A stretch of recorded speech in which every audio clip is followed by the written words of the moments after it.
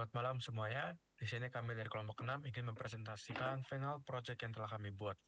Di sini ada Muhammad Nurofi, ada Giovanni Sirait, Christian Hamonangan Sombing, dan saya sendiri, Vincenzius Warga Kristanto. Di sini kita akan memiliki beberapa hal yang akan kita bahas. Pertama, output data yang kita punya itu apa aja. Kemudian kita membahas tentang struktur datanya, control logic, OOP, terkait programming, multithreading pada coding kita gunakan. Pertama ada data output. Di sini data outputnya ada dua. Pertama biner dan JSON. Untuk biner ini ada fungsinya. Ini terletak pada logaritm.cpp. Intinya tuh fungsinya itu dia akan membuat suatu file.bin ketika file.bin itu belum dibuat, dan dia akan membuka file.bin ketika file itu sudah ada.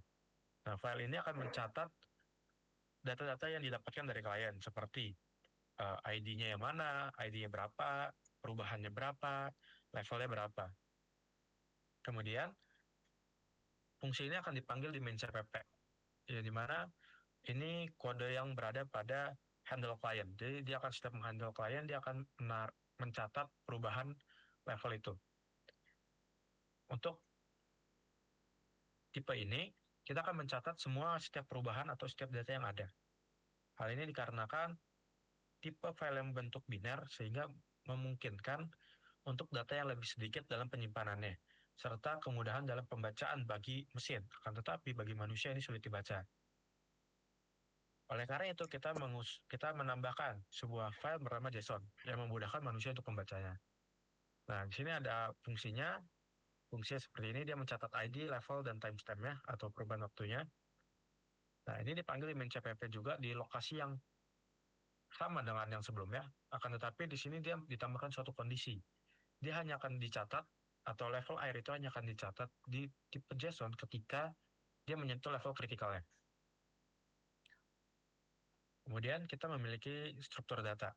Struktur data di sini dipakai itu ada tiga. Pertama, struktur data map, vektor, dan string. Untuk map itu dipakai karena dia tuh memudahkan dalam pencarian data ketika kita menggunakan suatu kode unik atau unique code.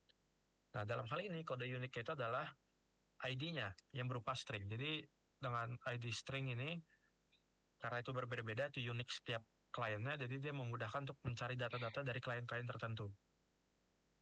Nah, ini ada contoh penerapannya.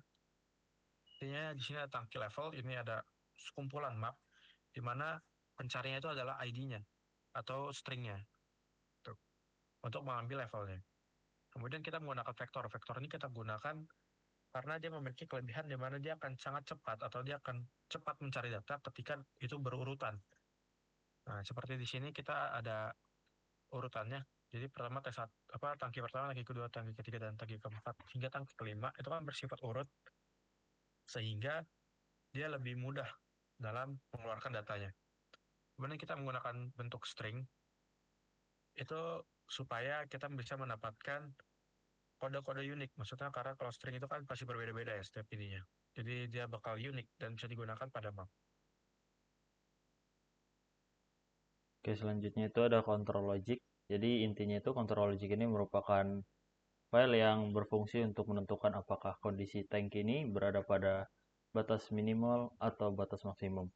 Jadi pada control logic ini terdapat beberapa fitur seperti searching dan sorting yang menggunakan stdmap string integer, lalu ada penyimpanan yang nantinya dikelola dengan enloman JSON atau offstream write untuk biner. Lalu ada data structure seperti stdmap warning counter untuk menyimpan dan memperbarui jumlah peringatan untuk step sensor berdasarkan ID-nya. Lalu ada std_mutex yang digunakan bersama std_logguard untuk menjamin keamanan akses data saat fungsi dipanggil secara paralel oleh beberapa thread. Lalu ada fitur tambahan seperti multithreading dan juga fungsi check and warn untuk dipanggil dari beberapa thread secara bersamaan. Lalu juga ada logika pemantauan otomatis seperti fungsi isCritical, seperti tadi apakah nilai level air berada di bawah batas minimum atau di atas batas maksimum. Lalu ada fungsi check and warn di mana fungsi ini melakukan tindakan korektif jika sudah terjadi 3 kali peringatan berturut-turut. Lalu ada modularisasi yang membuat untuk memudahkan perubahan untuk kode-kode jika ada file yang ingin ditambahkan. Selanjutnya ada object-oriented programming, yaitu sistem pemrograman yang berfokus pada konsep objek yang menyimpan data dan perilaku dalam satu kesatuan. OOP kita gunakan dalam sistem tangki dan manajer tangki karena mempermudah representasi tangki air sebagai objek nyata dengan data dan perilaku sendiri seperti ID, level air, dan rugi keperingatan. Nah, yang kita gunakan ini ada encapsulation, yaitu menunjukkan detail implementasi data dan logika dan menyediakan public method untuk interaksi. Yang kedua ada abstraction, itu menyediakan interface sederhana untuk objek dan menyembunyikan kompleksitas internal. Dan yang ketiga adalah object class. Class adalah blueprint yang mendefinisikan bentuk dan perilaku suatu objek, dan objek adalah hasil konkret instance dari class. Dapat kita lihat di tangki SVP, header dari tangki. Ini ada private, ini merupakan suatu enkapsulasi karena private ini tidak bisa diakses langsung dari luar kelas. Lalu ada abstraksi di bagian publik, karena fungsi publik merupakan antarmuka publik yang menyebabkan logika internal sehingga lebih mudah untuk manajemennya. Lalu ada class definition, itu merupakan definisi kelas sebagai blueprint yang akan memiliki data sendiri seperti ID, level, dan lain-lain, dan bisa berlaku sendiri. Lalu selanjutnya, lalu di tangki.cpp ada encapsulation di bagian tangki ada string yang berisi dari ID, level, warning low, warning high. Ini untuk menginisialisasi data saat objek dibuat. Semua inisialisasi dilakukan secara internal sehingga pengguna cukup kirim ID. Abstraksi ada di void tangki update level, ini untuk menangani seluruh logika air saat level diubah.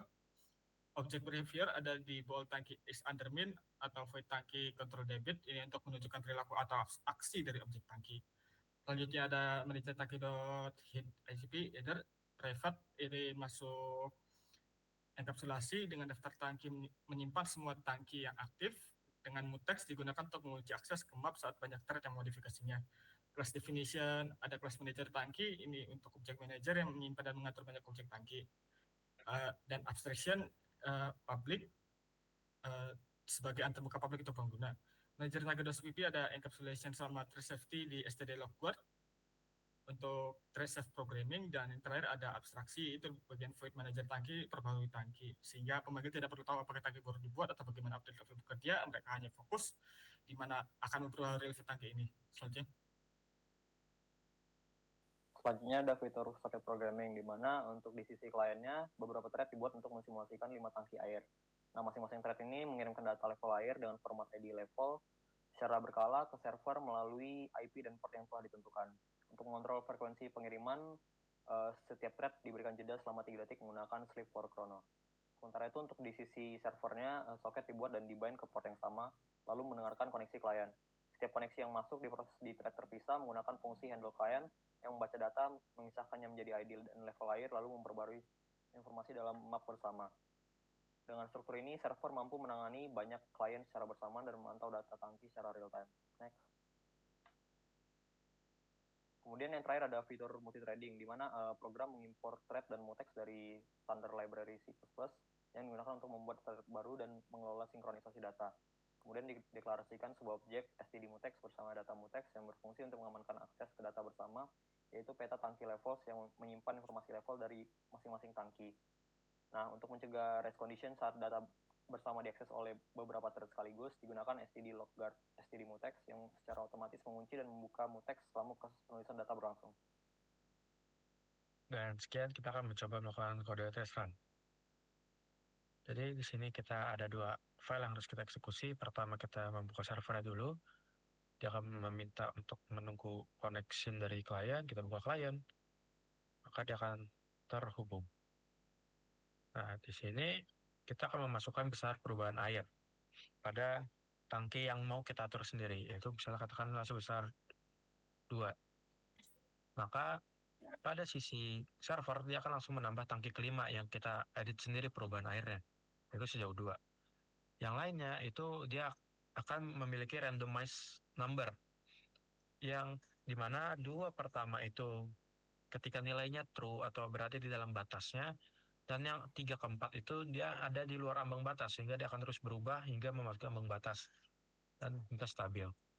Bisa kita lihat di sini, perubahan jeda antar update-nya itu sebesar 3 detik, sesuai dengan apa yang tadi sudah disampaikan. Dan sekian dari kelompok kami. Terima kasih.